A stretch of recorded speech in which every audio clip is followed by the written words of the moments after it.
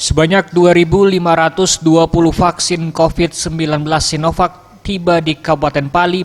Menurut PLT Kadinkes Kabupaten Pali, Mudakir mengatakan, vaksin Sinovac telah diserah terimakan pemerintah Provinsi Sumatera Selatan ke Kabupaten Pali.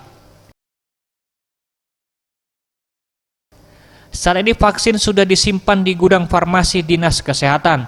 Pada tahap awal akan diberikan kepada 1.000 nakes. Pemberian vaksin direncanakan pada minggu depan dan akan dilakukan di 7 puskesmas di Kabupaten Pali, di mana pada masing-masing puskesmas disiapkan vaksinator sebanyak 5 orang. Launching vaksinasi COVID, vaksin COVID ini kita rencana sekitar minggu depan kita akan laksanakan di Puskesmas Talangubi launchingnya. Itu tahap pertama ini jadi sekitar 1.000 tenaga kesehatan yang tersebar di seluruh Kabupaten Pali ini.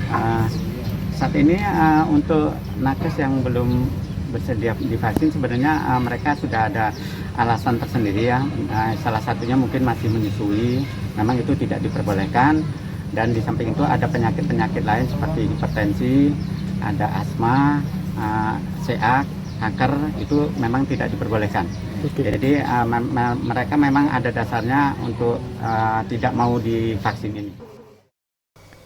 Sementara untuk penjagaan penyimpanan vaksin, Kapolres Pali AKBP Rizal Agus Triadi mengatakan bahwa akan ditugaskan 2 personil di kantor Dinas Kesehatan. Selama vaksin belum digunakan, bahkan untuk membuka kotak penyimpanan harus mengetahui pihak berwenang.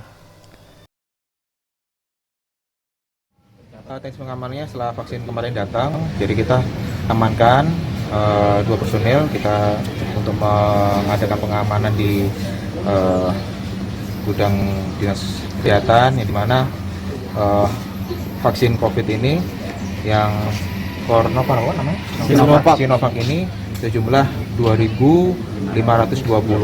Sudah kami cek semua dalam kondisi layak, terus kami himbau untuk pengamanannya, termasuk membuka cold chain ini tidak sembarang untuk membukanya.